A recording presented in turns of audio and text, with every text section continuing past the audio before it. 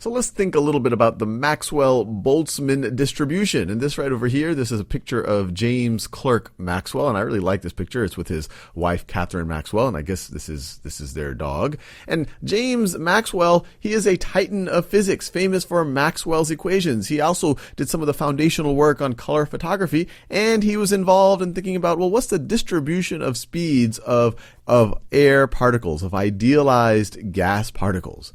And this gentleman over here, this is Ludwig Boltzmann, and he's considered the father, or one of the founding fathers of statistical mechanics. And together, through the Maxwell-Boltzmann distribution, they didn't collaborate, but they independently came to the same distribution. They were able to describe, well, what's the distribution of the speeds of air particles? So let's back up a little bit, or let's just do a little bit of a thought experiment. So let's say that I have a container here. And let's say it has air. And air is actually made up mostly of nitrogen. Let's just say it just has only nitrogen in it, just to simplify things. So let me just draw some nitrogen molecules in there. And let's say that I have a thermometer. I put a thermometer in there. And the thermometer, it reads a temperature of 300 Kelvin. What does this temperature of 300 Kelvin mean? Well, in our everyday life, we have a kind of a visceral sense of temperature. Hey, I don't want to touch something that's hot. It's going to burn me. Or that cold thing, it's going to make me shiver. And that's how our brain processes this thing called temperature. But what's actually going on at a molecular scale? Well, temperature, one way to think about temperature, and this would be a very accurate way to think about temperature, is that I'm spelling it wrong, temperature is proportional to average kinetic energy of the molecules in that system. So let me write it this way. Temperature is proportional to average kinetic energy. Average kinetic energy in the system. I'll just write average kinetic energy. So let's make that a little bit more concrete. So let's say that I have two containers. So it's one container, and two containers right over here. And let's say they have the same number of molecules of nitrogen gas, and I'm just going to draw 10 here. This obviously is not realistic. You'd have many, many more molecules. 1, 2, 3, 4, 5, 6, 7, 8, 9, 10. 1, 2, 3, 4, 5, 6, 7, 8, 9, 10.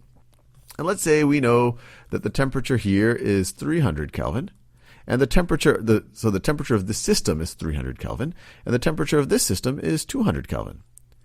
So if I wanted to visualize what these molecules are doing, they're all moving around, they're bumping, they don't all move together in unison. The average kinetic energy of the molecules in this system is going to be higher. And so maybe you have this molecule is moving in that direction.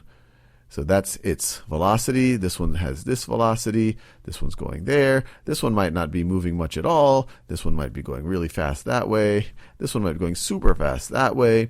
This is doing that. This is doing that. This is doing that.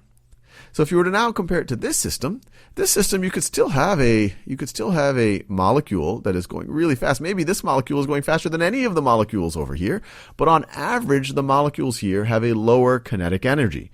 So this one maybe is doing this. I'm going to see if I can draw on average. They're going to have a lower kinetic energy. That doesn't mean all of these molecules are necessarily slower than all of these molecules or have lower kinetic energy than all of these molecules, but on average, they're going to have less kinetic energy. And we can actually draw a distribution. And this distribution, that is the Maxwell-Boltzmann distribution. So if let me draw a little coordinate plane here. So let me draw a coordinate plane. So if on this axis I were to put speed, and on this axis I would put number of molecules. Number of molecules right over here. For this system, the system that is at 300 Kelvin, the distribution might look like this. So it might look, the distribution, let me do this in a new color. So the distribution, this is going to be all of the molecules. The distribution might look like this. might look like this. And this would actually be the Maxwell Boltzmann distribution for this system. For system, let's call this system A. System A right over here. And this system that has a lower temperature, which means it also has a lower kinetic energy, the distribution of its particles, so the most likely, the most probable, you're going to have the highest number of molecules at a slower speed. Let's say you're going to have it at this speed right over here.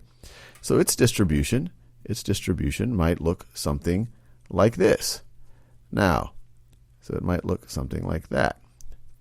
Now, why is this one? It might make sense to you that, okay, the most probable, the speed at which I have the most molecules, I get that that's going to be lower than the speed at which I have the most molecules in system A, because these, on average, these things have less kinetic energy. They're going to have less speed.